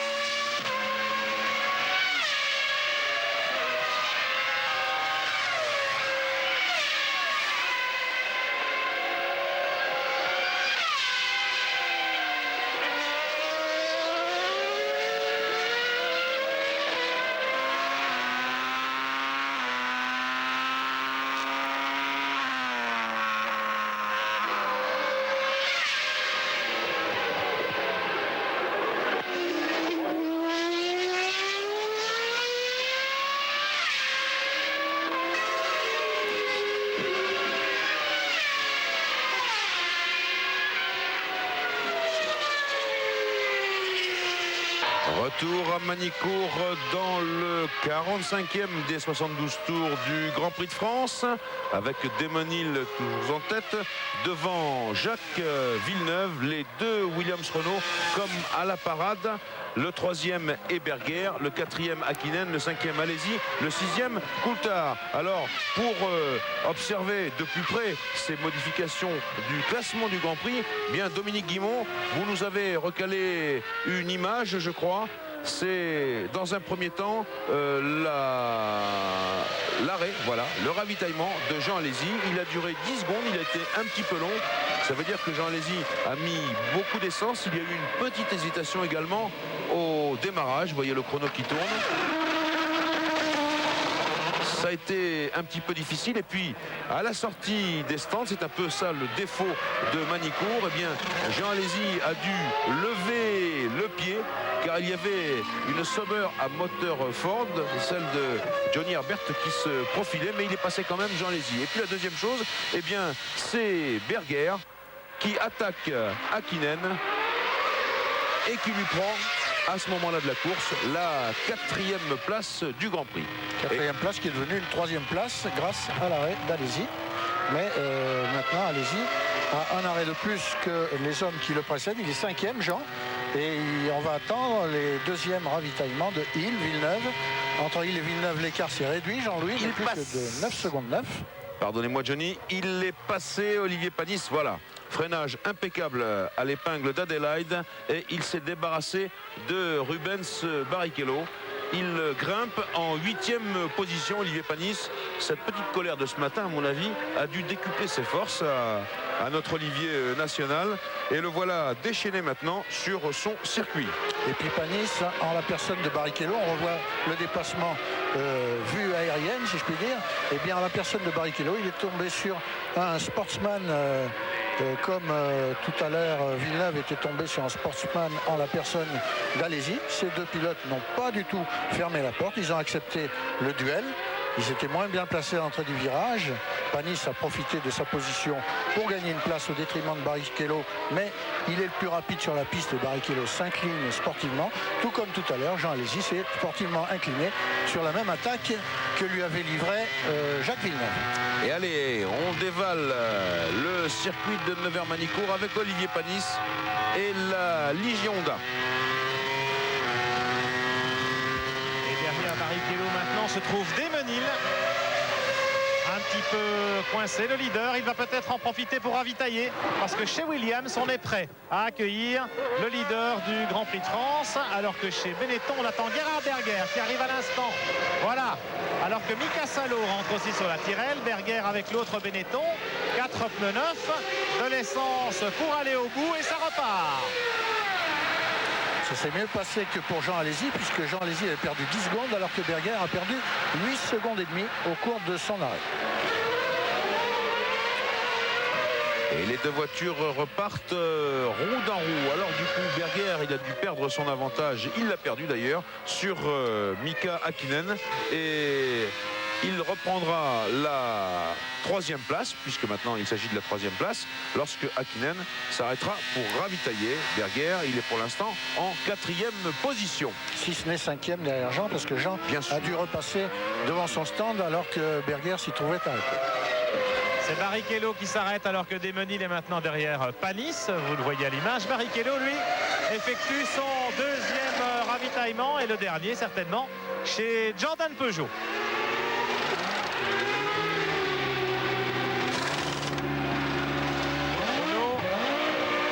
De l'essence pour aller au bout lui aussi et ça repart. 9 secondes. 9 secondes et un dixième. Et pendant ce temps-là, c'est Jacques Villeneuve qui a effectué le meilleur tour en course, une 18.629 pour le petit Québécois. Attention, c'est un peu bousculé, la caméra elle a pris un petit coup, mais il est passé Desmenil. Et donc Olivier Panis en 8e position a concédé un tour. Voilà, en revanche, la performance de Jacques Villeneuve affichée, une 18.629, moyenne 194,5 km/h. Et Villeneuve n'a plus que 8 secondes 3 de retard sur son équipier. ici à l'image. Damon Hill est en tête avec 8 secondes 3 d'avance sur Villeneuve. Les deux Williams-Renault, voici de quelle façon Damon Hill a pris un tour à Olivier Panis. Le passage était étroit, mais il était suffisant pour que Damon Hill ne perde pas son sang-froid et maintienne sa Williams sur la bonne trajectoire. Il est allé au large, Olivier. Il a fait il a laissé juste l'extérieur. Il a laissé juste la place, effectivement. Il a même repointé le museau de sa voiture pour pourquoi pas réattaquer des fois que Damon Hill était un peu long. Et non, c'est passé. On a vu un petit éclat voler. J'espère rien de grave sur la Williams-Renault ou la Légion d'A. Si Olivier réussit à se maintenir dans le sillage de Damon Hill, eh bien, il peut profiter de la surprise qu'il pourrait créer dans le sillage de Damon Hill lorsque celui-ci attaquera Martin Brundle pour lui prendre un tour, puisque Brundle est le prochain pilote que Damon Hill va rattraper pour lui prendre un tour. Si Olivier Panis réussit à rester au contact de Damon Hill et se maintient dans le sillage de la Williams-Renault de tête, eh bien, il pourrait peut-être surprendre en profitant le dépassement de Brundle par Hill. Il pourrait profiter de cet instant pour se glisser devant Brundle, sur lesquels il s'est cassé les dents tout à l'heure. Il est rentré au stand, Damon, je pense. Non, pas encore pas ce pour tour-là. ce coup-ci. Ce qui est intéressant, c'est que Damon, il a perdu un petit peu de temps derrière Olivier Panis. Et pendant ce temps-là, eh bien, Jacques Villeneuve a effectué un nouveau meilleur tour en course, une 18-610. Attention, il est à vous, Pierre. Il est à vous. Oui, c'est Jacques Villeneuve, alors que Brundle s'est arrêté aussi. On attendait Blücher, ce fut Grouchy. Eh bien, Villeneuve, vous l'avez dit, 8 secondes d'écart seulement avec son leader. Il repart après un excellent arrêt. Et il est reparti très fort. Jacques Villeneuve, toujours pareil, pour éviter de caler. Voilà, en espérant qu'il ait poussé sur le bouton du limiteur de vitesse. Sinon, vous le savez, c'est la pénalité assurée. En tout cas, en ce qui concerne les trois hommes de tête maintenant, seul le premier, Damon Hill, et le troisième, Häkkinen, n'ont observé jusque-là un seul arrêt à leur stand. On attend donc le deuxième ravitaillement pour Damon Hill et pour Häkkinen, qui sont actuellement premier et troisième. Alors, Damon Hill, c'est dans 2 tours. On vient de passer le panneau L2. Bien sûr. Alors qu'il y a une McLaren qui rentre, c'est David Coulthard, l'Écossais. Avec la McLaren Mercedes, il a perdu pas mal de temps en début de course dans le trafic par rapport à Häkkinen, mais il revient bien, Coulthard. Et il est reparti, Coulthard. Alors on a quelques petits problèmes techniques dans nos casques. En attendant, donc, on fait tout de suite un petit point top tour.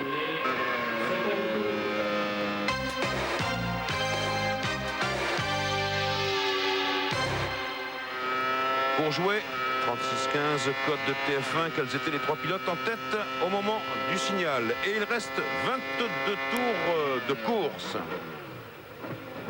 Pas facile, hein, top tour aujourd'hui. Oui, pas facile, oui, bien sûr. Pas facile du tout. Bah, de temps en temps, il en faut, mon cher Pierre. Il en faut. Alors, on va remarquer quand même que Alesi est revenu en 4e position par rapport à Berger, qu'il reste toujours 14 voitures en course. Et là, c'est Ricardo Rosset qui est arrêté chez Arrows, où on l'a appris, je crois, avant-hier, Jenny. Tom Walkinshaw, l'ancien copropriétaire de Ligier, eh bien, a pris complètement maintenant le contrôle de cette écurie qui avait été fondée par l'ancien pilote Jackie Oliver, qui n'en est plus que le directeur sportif. Voilà. Walkinshaw a conservé Jackie Oliver dans son écurie. Jackie Oliver, au lieu d'être propriétaire de l'équipe Arrows, maintenant en est le directeur sportif. Il est toujours là. Attention à l'ami, oui. Il doit concéder un autre tour, un 3e tour à Damon Hill. Tout à l'heure, il a gêné un petit peu Jacques Villeneuve, qui lui a exprimé d'un geste de la main. Et là, dans la montée, le moteur Renault va faire la différence. Il perd du temps quand même, Damon Hill. Oui, bien sûr. Il passe au golf. Il est devant. Et il est devant sans coup férir. Il a perdu un petit peu de temps. Alors, dernier arrêt de Damon Hill dans quelques instants. On sait que l'écart est à peu près d'une dizaine de secondes maintenant, théoriquement, avec Villeneuve, même si Villeneuve s'est déjà arrêté. Alors il a perdu du temps aussi dans le trafic à son tour, Damon. En fonction de la longueur de son arrêt, Disons qu'ils n'ont pas le droit à l'erreur chez Williams-Renault avec Desmosnil, sans quoi eh bien, cela pourrait profiter à Villeneuve. Frentzen s'est arrêté, Hakkinen aussi, vous le voyez, un peu de trafic dans les stands.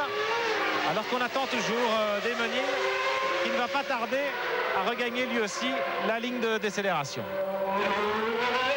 Et allez, Mika Hakkinen qui relance la machine. Quand il a stoppé, il était en 3e position, Mika. Voilà, et on va voir comment se situe maintenant Jean Alesi, dont l'arrêt avait été un petit peu long. Jean Alesi qui n'a plus que 2 secondes et quelques d'avance sur Berger à cause de son long arrêt. Et on va voir si Hakkinen est reparti avant ou après le passage des deux Benetton Renault, qui roulent pratiquement roue dans roue. Maintenant, Alesi et Berger, soit aux 3e et 4e places, soit derrière Hakkinen. Alors chez Williams, petit mésaccord, disons, parce que Desmosnil était censé rentrer, en tout cas le panneau était formel, tous les mécaniciens étaient prêts. Et puis il continue, semble-t-il, de son propre chef. Et bien entendu, les capacités du réservoir sont limitées et il va devoir s'arrêter tôt ou tard pour son dernier ravitaillement dans ce Grand Prix de France, mais peut-être qu'en perdant du temps derrière l'ami, il a voulu encore s'assurer un tour à réservoir vide avant de rentrer. Alors ici, l'hélicoptère nous montre une passe d'armes entre Panis et Coulthard. Mon Dieu, les roues qui ont failli interférer. Et ça n'est pas pour rien, Jean-Louis, c'est pour la 6e place qu'a lieu ce duel. Et Panis vient de ravir la 6e place à Coulthard. Panis extrêmement incisif. Et qui ainsi, voici Desmosnil qui entre, Pierre. Desmosnil qui effectue son second changement de pneu. Oui, et bien entendu, le dernier. Ça, c'est décisif. Voilà. Il s'immobilise, Desmosnil, les mécaniciens se précipitent. On change les 4 pneus, l'essence coule à flot. Attention, 7 secondes. 7 secondes et 2 dixièmes. Et au prochain passage, on va regarder. Oui, ça, c'est le bruit du limiteur de régime. Vitesse limitée dans les stands naturellement à 120 km/h. Il y a un bouton qui permet de maintenir ce limiteur en route. Et on va mesurer. Voilà Villeneuve qui vient de franchir la ligne de chronométrage, qui est resté en 2e position par conséquent. On va vérifier dans le tour qui suit l'écart entre Hill et Villeneuve, l'écart entre les deux Williams-Renault qui mènent ce Grand Prix de France tambour battant. Ici, les deux Benetton Renault, il y a moins d'1 seconde maintenant entre Jean Alesi et Gerhard Berger, qui visent l'un et l'autre la 3e marche du podium. Et voilà, Jean-Louis, les 4 moteurs Renault en course sont en tête. Hill, Villeneuve, Alesi, Berger, 1er, 2e, 3e, 4e, 1er Renault, 2e Renault, 3e Renault, 4e Renault. Alors, pas mal pour une équipe qui songe à abandonner la Formule 1, qui en a même pris la décision. Qui doit songer, oui, puisque la décision a été prise. C'est Louis Schweitzer, le président de Renault, qui en a expliqué les fondements tout à l'heure à Gilles Pernet dans Formule 1 à la une. La décision est prise, elle doit intervenir fin 97. Johnny Herbert dans les stands. C'est aussi le 2e arrêt des pilotes anglais avec la Sauber Ford. Les Sauber Ford qui n'emmènent pas large cette saison. Et oui, extrêmement peu large d'ailleurs, alors qu'il reste 18 tours, c'est écrit sur votre écran. C'est même d'ailleurs, Pierre, il faut bien le dire, l'une des déceptions de cette saison 96, alors qu'on attendait énormément, bien sûr, de Hans-Harald Frentzen, l'un des meilleurs espoirs de la course automobile, d'un moteur Ford V10 qui ne semble pas avoir trop de problèmes, et d'un châssis qui, par contre, a l'air d'avoir du mal à être mis au point, ou plutôt à être compétitif.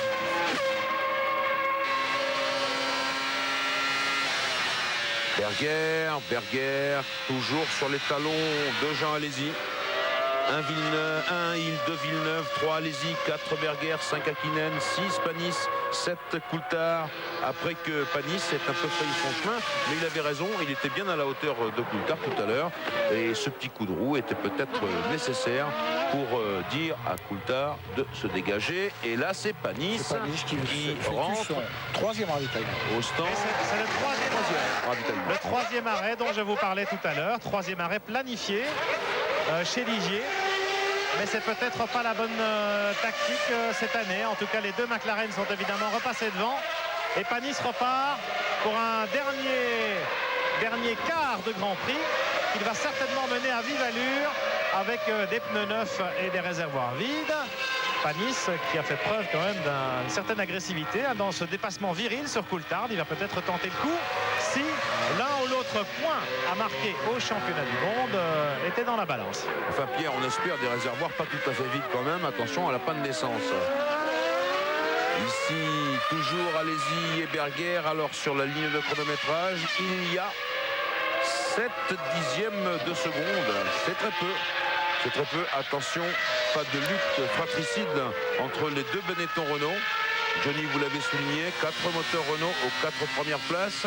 Ensuite, on trouve un Mercedes, 2 Mercedes, un Honda et puis 2 Peugeot, un Ford et un Yamaha. Alors au Canada, il y a 15 jours, Alesi nous avait dit qu'il contrôlait Berger. Il avait eu des difficultés avec le train de pneus qu'il utilisait à ce moment-là. Est-ce que on est en ce moment sur le même scénario ou pas?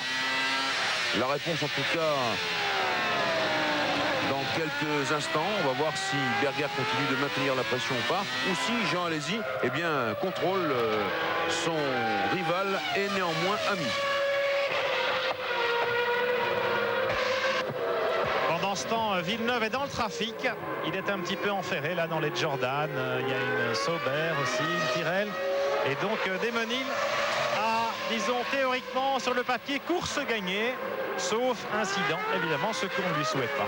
L'écart entre Hill et Villeneuve est de 10 secondes et 9 dixièmes, Pierre.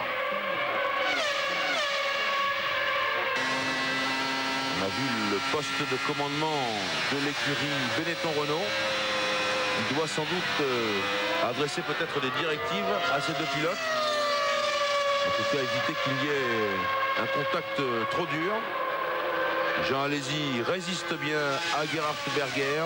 Les deux hommes, vous pensez, se connaissent sur le bout des doigts. Mais tout de même, là, Berger vient de non pas tenter une manœuvre, mais il essaye d'intimider Alesi. En tout cas, il lui montre, en se déboîtant légèrement, qu'il n'est pas loin. Il termine la ligne droite à une vitesse plus élevée que son équipier. Et pourtant, quand on voit les deux voitures à l'écran de face, il me paraît avoir un aileron arrière un petit peu plus volumineux, Berger, que Alesi. Donc il devrait aller moins vite en ligne droite. Il est vrai qu'il bénéficie de l'aspiration de la Benetton qui le précède, l'Autrichien. Mais quand même, regardez bien l'écran, quand on a les deux voitures de face, il semble que l'aileron de Berger est un petit peu plus épais. Donc il offre plus d'appui, donc une meilleure tenue de route, mais aussi une traînée légèrement plus importante en ligne droite, ce qui n'a pas empêché Berger de revenir dans le sillage d'Alesi au sommet du rectiligne. C'est un choix à faire, ou bien on est bien dans la première partie du circuit de Nevers-Manicourt, c'est-à-dire depuis la ligne de chronométrage jusqu'à l'épingle d'Adélaïde, ou bien on est mieux dans l'autre partie qui est beaucoup plus sinueuse, celle qui amène jusqu'au château d'eau et jusqu'à la chicane. Voici les deux Benetton Renault dans la ligne droite. On va voir si Berger réussit de nouveau à se rapprocher d'Alesi en profitant de l'aspiration. Le freinage de Jean était extrêmement tangent.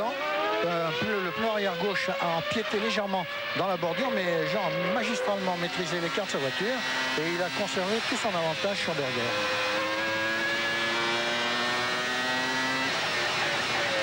On revoit la scène au ralenti. Petite amorce de survirage, impeccablement maîtrisé. Il n'a rien perdu du tout. Ni le contrôle de sa voiture, ni peut-être un centième. Allez, un centième. Mais pas beaucoup plus. En tout cas, Berger derrière est resté aux ordres. Il n'a pas bougé.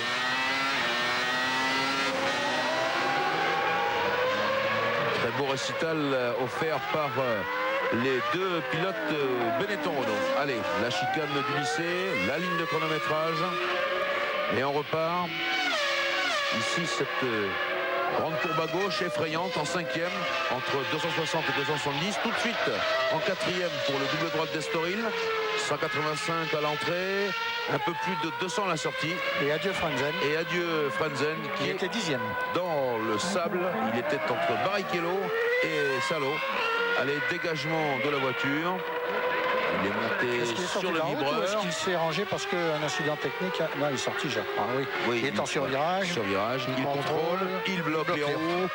Bon, il nous a fait un éventail complet et il tire tout droit par-dessus le vibreur.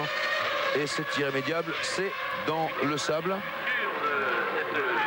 Ah, il y en a eu des problèmes ici à Magny-Cours au long des essais comme au long de la course. Le sable, il a vu des voitures. Voilà, Frentzen, eh bien, qui s'arrête. Frentzen qui va devoir prendre son avenir en main maintenant parce qu'il ne pourra pas continuer. S'il veut prouver qu'il est l'égal de Schumacher, il ne pourra pas continuer sur ce terrain-là. On laisse provisoirement les deux Benetton Renault. On tourne une page de publicité et on se retrouve ensuite ici.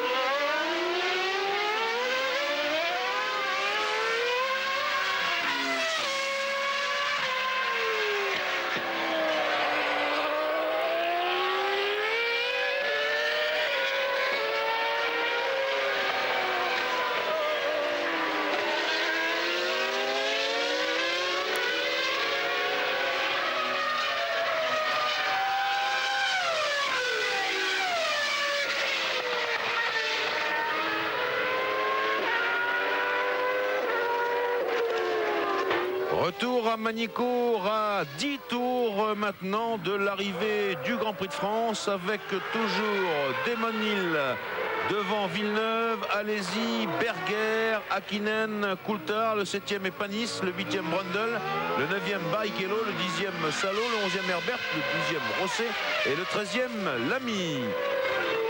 Ici Demonil un petit peu pris dans le trafic des retardataires. Monsieur Rosset, attention, vous avez derrière vous le leader. Demonil qui perd un petit peu de temps, mais il avait construit une avance suffisante, 13 secondes et 9 dixièmes.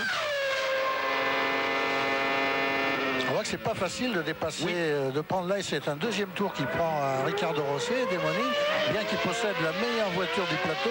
On a vu que Rosset, avec sa modeste Arose moteur Art, modeste Arose et modeste moteur, eh bien Rosset lui tenait tête jusqu'après la grande courbe, depuis les pins qui précèdent les stands, c'est-à-dire pendant, je sais pas, 500-600 mètres, sans que Desmonil puisse même paraisse être gêné. Il a été gêné à la fin de la grande courbe et à l'aspiration dans la montée. Il s'est défait de la rose du jeune Brésilien Rosset, Ricardo Rosset. Et puis vous avez vu, Johnny, que devant le capot de la Williams-Renault, devant cette Williams-Renault, eh bien, se profile une McLaren Mercedes, c'est celle de Coulthard, la voilà, qui va peut-être concéder un tour. C'est dire qu'il y a une différence entre le moteur Renault et le moteur Mercedes, bien entendu. C'est dire aussi qu'il y a une énorme différence entre les châssis, en tout cas entre les châssis Williams et les châssis Benetton. Il faut quand même saluer cette performance de l'équipe Williams. Un excellent châssis. La preuve en est que Hill et Villeneuve mènent ce Grand Prix tambour battant depuis l'origine. Et que là, eh bien, peut-être que David Coulthard va devoir, je le disais, concéder un tour de retard. David Coulthard qui est pour l'instant en 6e position. Williams a joué cet hiver entre la saison 95 et la saison 96. Williams a joué la sécurité en ne faisant que très légèrement évoluer son châssis, alors que Benetton a choisi des options radicalement nouvelles, et les risques pris par Benetton, peut-être imposés par Benetton par le fait que Gerhard Berger mesure 1,84 m et qu'il fallait refaire un châssis plus volumineux, plus long, avec une répartition des masses différente de ce qu'elle était l'année dernière entre le train avant et le train arrière. Eh bien, Benetton a perdu quelque peu de l'avantage qu'elle possédait en 95 avec ses châssis. Et la voiture de cette année est bien moins équilibrée, elle est plus longue, la répartition des masses est moins comment dirais-je, moins maîtrisable par les pilotes. La boîte de vitesse à 7 rapports est assez lourde, située en porte-à-faux derrière la voiture. Tout cela fait que la Benetton de 96 est moins efficace relativement que celle de l'année dernière, parce qu'elle va plus vite quand même. Les temps de l'année dernière sont régulièrement battus. Les temps faits l'année dernière par Schumacher sont battus par Alesi et par Berger, mais les Williams ont progressé plus par rapport à l'année dernière que les Benetton ne l'ont fait elles-mêmes. Et oui, c'est une évidence terrible pour les concurrents de cette équipe Williams, extrêmement performante. Ici, c'est Olivier Panis qui va lui aussi concéder un tour à Jacques Villeneuve. C'est-à-dire que là, Ligier Honda va s'incliner. Un tour de retard sur le deuxième de ce Grand Prix de France, celui qui est classé deuxième. Il n'est autre donc que le petit Jacques Villeneuve. Pas mal de débris de pneus au sol. On voit des morceaux de gomme qui traînent, des petits rouleaux de gomme usés qui traînent de part et d'autre. Pas étonnant que les pilotes s'arrêtent aussi souvent à leur stand pour changer de pneus. Panis s'est arrêté le plus souvent. Il a changé déjà 3 fois de pneus depuis le départ de ce Grand Prix de France. Si chez McLaren on réussit à se maintenir en piste avec 2 arrêts, comme c'est le cas jusqu'ici, eh bien Panis aura beaucoup de mal à revenir sur Coulthard qui le précède pour la 6e place actuellement. Mais si chez McLaren on est obligé, à cause de l'usure des pneus, de s'arrêter une 3e fois, eh bien Panis pourra accéder à l'une des 6 premières places qui offrent des points au championnat du monde. Et oui, marqué au moins un point. Vous voyez cette piste de Manicourt. Maintenant, elle est noire, hors trajectoire, complètement noire de la gomme des pneus. Et là, il ne faut pas aller trop se promener sur les portions ou joncher de morceaux de gomme, parce que les performances risquent d'en souffrir ensuite. Les pneus ramassent la gomme, elle se colle sur la surface surchauffée des pneus et puis entraîne des vibrations qui gênent considérablement les pilotes. Donc à eux de rester sur la partie propre de la piste. Et là, il n'y avait pas photo entre Jacques Villeneuve et Olivier Panis. Il a débordé Olivier, Jacques Villeneuve, sans coup férir. Il a même largement dépassé avant le freinage et il s'est imposé. Olivier qui savait que Villeneuve lui prenait un tour, qui n'a pas essayé de résister à la pression du Québécois et qui même peut-être a freiné un peu plus tôt que d'habitude pour faciliter le dépassement, le doublage de son adversaire momentané, de façon peut-être à lui-même perdre peu de temps. Si Villeneuve en perdait peu devant lui, lui-même en perdait peu. Revoici les images de ce dépassement. Panis s'est tenu à l'écart de la trajectoire, il a freiné un petit peu tôt, Villeneuve est passé facilement et les deux hommes ont perdu un minimum de temps. Et on revient sur les deux Benetton-Renault dans l'ordre Alesi et Berger. Nous sommes maintenant dans le 67e tour de course, il reste 5 tours. Alesi peut espérer à nouveau le podium. Dès qu'il finit les courses, Alesi il est toujours sur le podium. Là, il est quand même menacé par son équipier. Oui, il est menacé bien sûr. Mais on espère pour lui la 3e marche. C'est dire qu'il n'y a rien à faire contre les Williams-Renault. En tout cas ici au Grand Prix de France. Et puis il faudra attendre un train de modification de la part de Benetton-Renault pour essayer de combler ce handicap. Bien sûr à égalité de moteur avec les Williams. Rappelons que débute ici une évolution du moteur Renault, plus souple avec une meilleure plage d'utilisation. Mais ça ne fait pas la différence entre les moteurs, c'est la différence entre les châssis qui est importante, rappelons-le. Alors il n'amuse pas le terrain là, Alesi pressé par Berger mène la cadence la plus élevée possible et l'écart à chaque tour avec les Williams c'est très important, il est de 1 seconde. Les Williams sont 1 seconde au tour en moyenne, plus rapide que les Benetton, c'est dire s'il y a une différence importante entre les deux châssis équipés de moteurs Renault. Les moteurs Renault sont égaux pour les deux écuries, Williams et Benetton. Renault s'efforce de répartir équitablement ses moteurs et la différence entre les deux écuries se fait sur la qualité des châssis. Et là, en ce domaine, Williams a un net avantage cette année sur Benetton, c'est indiscutable. Et oui, c'est 1 seconde au tour sur un circuit de 4 km et 250 mètres. La cadence de Hill, elle est aux environs de 1,19,9, 1,20, 1,20 et 1 dixième. Et celle des Benetton Renault, elle est de 1,21,2, 1,21,3. C'est systématique depuis le départ de ce Grand Prix de France et ça se mesure 46 secondes entre la meilleure Williams-Renault et la meilleure Benetton-Renault. Dans la grande courbe dite Estoril que les deux Benetton viennent de franchir, on voit une différence dans la ligne entre Jean Alesi et Gerhard Berger. Alesi entre légèrement plus large que Berger pour assurer une sortie en meilleure sécurité. Berger qui rentre un peu plus tôt, peut-être un peu plus vite, sort un petit peu moins bien et Alesi dans la montée réussit à conserver son écart sur Berger malgré l'aspiration qu'il offre à son équipier. Les 4 derniers tours maintenant et 4 tours pour Damon Hill vers une nouvelle victoire. Attention, ne vendons pas la peau de l'ours naturellement. Damon Hill, il livre ici son 60e Grand Prix, 60 tourons et il pourrait espérer emporter une 19e victoire en Grand Prix. Là, c'est toujours Alesi et Berger qui nous régalent. Alesi, donc on voit les coups d'œil dans le rétroviseur, mais il contrôle la situation. Jean Alesi, je crois qu'il sera content de ce duel avec Berger. Je crois qu'il sera mécontent des performances de sa voiture. Il avait de gros espoirs ici pour le Grand Prix de France, Jean. Et puis ça ne se concrétise absolument pas. Non, il a beau conduire à la limite sa voiture, il ne peut pas rester au contact des Williams. Les Williams dominent les Benetton depuis le début de la saison. Les Benetton réussissent petit à petit à combler l'écart qui les sépare des Williams, mais ils sont toujours derrière. Évidemment, ici, vous le savez, il nous a manqué un autre animateur, c'est Michael Schumacher, complètement invisible dans ce Grand Prix, complètement transparent et pour cause. Il a abandonné dans le tour de formation. Il y a une période délicate à passer en ce moment chez Ferrari.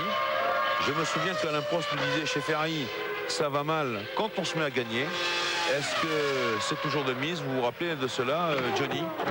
Parce que la pression monte malgré tout. En Italie, elle est très forte sur les épaules de Ferrari et de Jean Todt.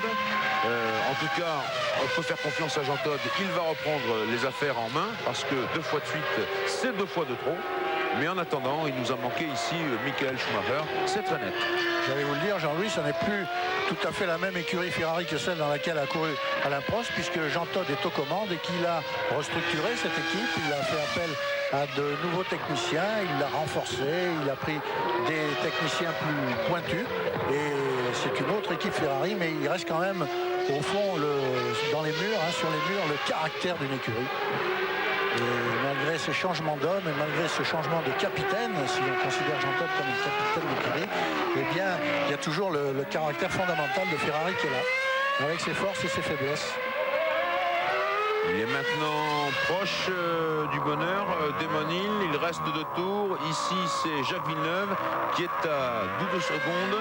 Autrement dit, tout est joué. 11 secondes 6 maintenant, mais tout est joué dans ce Grand Prix de France avec un triomphe de Renault. Nous l'avons dit déjà. 1 Hill, 2 Villeneuve, 3 Alesi, 4 Berger, c'est-à-dire 2 Williams Renault, 2 Benetton Renault, et puis en 5e et 6e pour l'instant, eh bien 2 McLaren Mercedes, Hakkinen et Coulthard dans cet ordre. La plus grande incertitude, eh bien, c'est celle qui concerne la 3e place. Alesi s'y maintient avec quelques dixièmes d'avance sur Berger. Ça risque d'être serré entre les 2 hommes de Benetton Renault. On va voir si Berger, l'Autrichien, réussit à devancer son équipier ou non. Il risque d'y avoir un sprint entre les 2 hommes. Oui. Qui sont 2 vieux renards extrêmement rusés. Mais aussi expérimentés. Et Berger sait qu'il ne doit pas mettre en péril la 3e et la 4e place qu'occupent les 2 voitures de son équipe actuellement. Devrait-il se contenter de la 4e, de la moins bonne? Il tourne maintenant depuis plus de 20 tours à moins d'1 seconde d'écart. Mais ça, c'est 2 costauds qui savent résister à la pression. Le dernier tour maintenant pour Damon Hill, moins de 4 km du bonheur. Le bonheur d'une 19e victoire ici.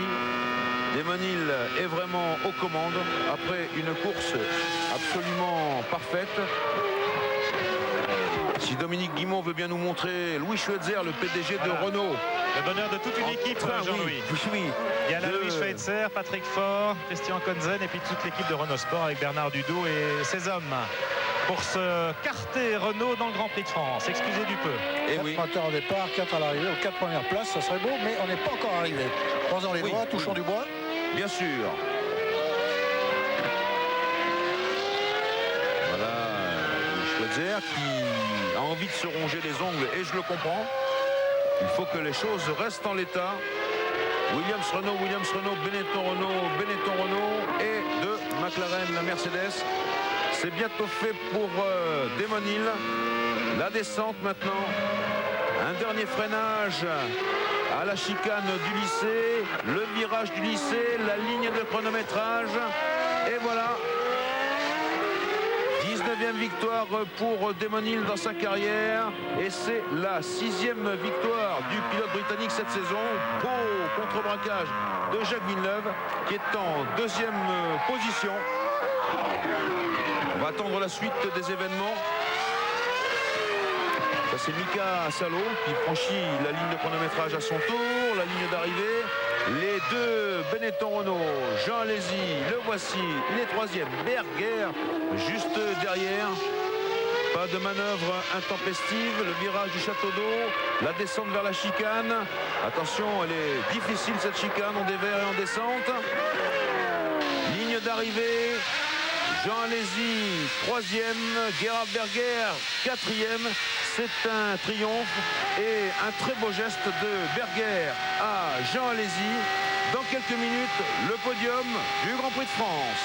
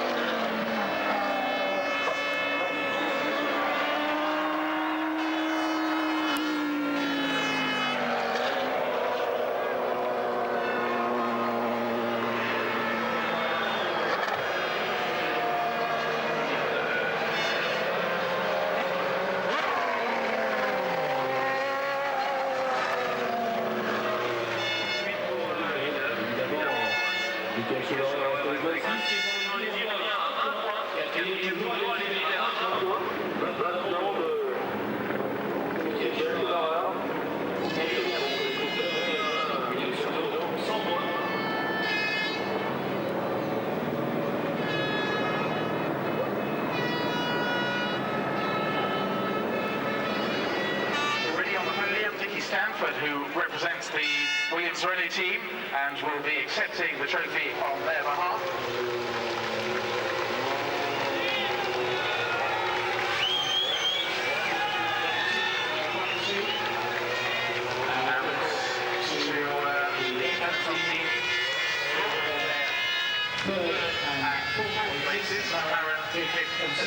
So very much Superbe succès donc des Williams Renault avec ce doublé, complété par un triomphe du moteur Renault, 4 moteurs au départ, 4 arrivées sur 4 premières places de ce Grand Prix de France de Formule 1 avec le podium et la 3e place de Jean Alesi. On va retrouver dans quelques instants bien le podium d'Amon Hill, Jacques Villeneuve et Jean Alesi. Jacques Villeneuve qui s'est également bien repris après une très sérieuse sortie lors de la séance de qualification. Quelques frayeurs pour sa Williams Renault. Et finalement, eh bien, un très très bon Grand Prix.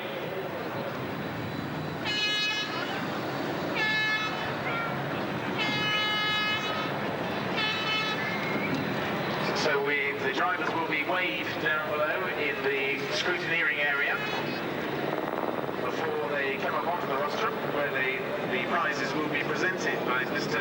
Jean-Marie Balestre, President of the Fédération Française du Sport Automobile. Le podium avec, bien entendu, Jean-Marie Balestre, le président de la Fédération Française du Sport Automobile et président également du Sénat de la Fédération Mondiale, qui a tout fait pour la Formule 1 au niveau de la sécurité. Et Manicourt en est un des exemples les plus flagrants. On a vu quelques sorties, notamment ce matin au warm-up. Des belles scènes d'allégresse à l'arrivée de ce Grand Prix. Et pour cause, Patrick Faure, carté dans l'ordre. C'est formidable, c'est la première fois, on l'attendait depuis vraiment longtemps. 1, 2, 3, 4 moteurs Renault, 4 premières places, c'est merveilleux, quoi. Alors on craignait un peu que l'annonce du retrait de Renault dans 1 an et demi de la Formule 1 crée peut-être une relative démotivation dans vos rangs. Fameuse réponse quand même. Je crois que c'est la meilleure réponse qu'on pouvait faire pour une équipe démotivée. 1er, 2e, 3e, 4e, c'est difficile de faire beaucoup mieux. Mais il reste encore 23 Grands Prix et on s'est donné l'objectif d'en gagner 100 au total. Donc il nous en faut encore 19 sur les 23 à venir. Merci Patrick. Les hymnes nationaux sur le podium de Magny-Cours.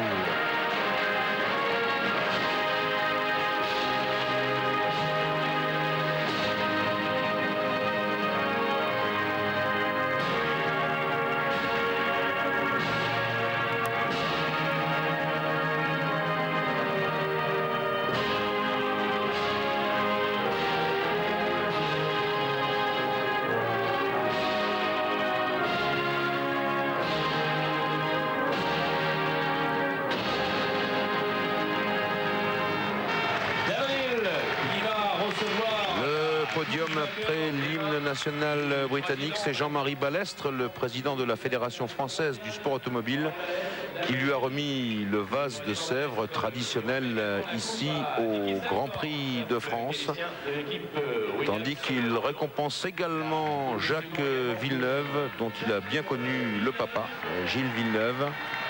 Jacques Villeneuve, 2e du Grand Prix de France. Il y a eu une seule fois l'hymne national britannique, puisque Damon Hill et Williams sont de nationalité britannique.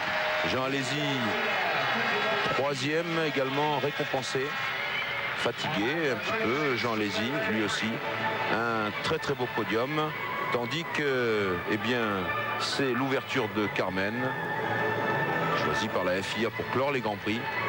Un podium magnifique et Damon Hill qui prend une sérieuse option maintenant sur le titre mondial 96. Premier donc Damon Hill, Williams Renault. Deuxième Jacques Villeneuve, Williams Renault. Troisième Jean Alesi, Benetton Renault. Et puis quatrième Berger, Benetton Renault pour compléter ce triomphe extraordinaire. Pierre Van Vliet, vous êtes dans le stand Williams Renault. Non, Frank Williams n'est plus là. Donc on va sans tarder essayer de retrouver Marc Minary pour le résumé de ce Grand Prix de France et ce triomphe. Le sixième David Coulthard, tous deux sur McLaren Mercedes, et Olivier Panis, lui, est à la porte des points. On le voit ici à l'image, Olivier Panis, il est en 7e position. Donc Marc Minary, c'est à vous pour le résumé du Grand Prix de France. Avec un coup de théâtre avant même le départ, Schumacher, pourtant auteur de la pole position, voit son moteur partir en fumée. L'Allemand ne gagnera pas une 3e fois consécutive à Magny-Cours. Du coup, c'est Damon Hill qui fait la bonne affaire. Débarrassé de la menace de son rival, il précède Jean Alesi, Mika Häkkinen, Jacques Villeneuve et Gerhard Berger. Et décidément, les mauvais week-ends se suivent pour Ferrari au 2e tour. Eddie Irvine, parti dernier, abandonne. Boîte de vitesse cassée. Jos Verstappen, lui, nous gratifie de la première figure du jour. C'est l'abandon pour le fougueux néerlandais. En tête, Damon Hill creuse peu à peu l'écart sur ses poursuivants, dont Jean Alesi, son dauphin, qui sera le premier des gros bras à ravitailler au 21e tour, 7 secondes 3. 6 tours plus tard, c'est le leader, Hill, qui rentre au stand, imité par Mika Häkkinen. Et jusqu'à son propre ravitaillement, Jacques Villeneuve occupera la tête, alors que derrière aussi sa bataille ferme. Ici, la lutte pour la 7e place entre deux vieux amis, Martin Brundle et Olivier Panis, coéquipiers l'an passé chez Ligier. Duel maintenant pour la 2e place, occupé par Jean Alesi jusqu'au 36e tour, la mi-course donc, où Jacques Villeneuve s'impose au freinage d'Adélaïde, impeccable de la part des deux hommes. Il se passe toujours quelque chose à Adélaïde. Ici, Johnny Herbert, très loin sur sa Sauber Ford, qui se fait une frayeur et abîme ses pneus, alors que Jacques Villeneuve entretient de bonnes relations avec Pedro Lamy. Adélaïde encore, Olivier Panis vend chèrement sa peau à Damon Hill, qui lui prend un tour, avant de faire subir sa loi à David Coulthard et de lui ravir alors la 6e place avant de ravitailler une 3e fois. 52e tour, Damon Hill est le dernier des hommes de tête à opérer son 2e arrêt, 7 secondes 2. L'Anglais conserve la tête en ressortant devant Jacques Villeneuve, les deux Benetton d'Alesi et Berger qui roulent ensemble et les deux McLaren, alors qu'au 56e passage, Heinz-Harald Frentzen lui aussi manque son freinage. C'est fini. Et au bout de 72 tours couverts en 1h36-28, 190 km/h de moyenne, Damon Hill signe sa 19e victoire en Grand Prix, la 6e cette saison, mais la première ici en France à Magny-Cours, et Renault réalise un quadruplé. On retrouve Pierre Van Vliet en compagnie de Louis Schweitzer, un président heureux. Ah oui, un président heureux évidemment à l'arrivée de ce Grand Prix de France avec Cocorico, le quartet dans l'ordre pour les Williams Renault et les Benetton Renault. On a envie de dire, monsieur le président, quel formidable patrimoine finalement Renault Sport, c'est un trésor de guerre extraordinaire. Qu'est-ce que vous allez en faire? Bon, je crois d'abord que l'équipe a aussi montré, au-delà de cette victoire historique, qu'elle était tout ensemble aujourd'hui et que sa motivation était intacte comme sa compétence. Et croyez-moi, c'est effectivement un patrimoine et je pense que ce patrimoine, nous avons le devoir d'en faire bénéficier nos clients et l'entreprise au maximum. Ce sont des types formidables. Voilà, le commando Renault Sport continue. Prochaine aventure dans 15 jours à Silverstone au Grand Prix de Grande-Bretagne. On retrouve Jean-Louis Moncey et Johnny Rive pour les classements complets à l'arrivée de ce Grand Prix de France. Race and Erwin worked on my neck as well to make sure I could race the whole race, and we had a very good car in the race. I changed my lines a little bit and I was driving the track a little bit better today than in qualifying, so if we could be at that stage on Saturdays I'm sure it would help a lot, but for the Williams Renault team it's a great result. How are you finding learning the track? I mean, is Silverstone going to be a big advantage for you because you've done quite a lot of testing there? Well, at least I won't have to learn the track, so it will be better on that track than on most of the other tracks. So I'm looking forward to the next one. Jean, your home Grand Prix, you finished 5th here last year, so you must be delighted to be on the podium today. Yes, it's the first time for me to be on the podium in the French Grand Prix, so actually it's a good result, even if I have to drive and to fight with the car for all the race, because it was very easy to make a mistake. But I'm very pleased to be on the podium today. And you seem to be having a good fight with Gerhard towards the end of the race. Were you? Did you feel very threatened at any stage? Actually, I was not able to push more than what I was doing, but I knew it was impossible for him to overtake me. So actually, I was playing a little bit with him, because in some part I was very slow, just to make him upset a little bit more. We are together since 5 years now, and we are very good friends. Damon, as you were saying earlier, the Renault-Williams combination is now the 50th victory for that particular combination, so I'm sure you're looking to make that the 51st for your home Grand Prix in 2 weeks' time. Well, there's only one thing left for me to do now, and that's to win the British Grand Prix. I would really love to do that, and irrespective of what happens in the championship, if I could come to England and win the British Grand Prix, I'd be very, very happy. Gentlemen, thank you. Jack, some thoughts on the race now in your own language. Je suis très content du résultat, une deuxième place, surtout avec notre position qu'on avait en qualif, 6e, et surtout après l'accident qu'on a eu hier. Les mécaniciens ont dû travailler jusqu'à 3h du matin pour être sûr qu'on ait une voiture, et en plus je me suis réveillé avec le coup très rigide, donc Erwin a bien travaillé sur mon coup pour être sûr que je puisse tenir jusqu'en fin de course. Alors je suis quand même très content de commencer la deuxième partie de la saison comme ça. And Jean, some thoughts from you. Pour moi, c'est super de monter sur le podium ici au Grand Prix de France. C'est la 5e année que je cours et jamais j'ai pu réaliser ce résultat. Donc vraiment, c'est bien. Mais bon, c'est sûr que j'aurais aimé être un petit peu plus dans la course, puisque j'ai été 3e, mais bien détaché des deux Williams. Thank you. Okay.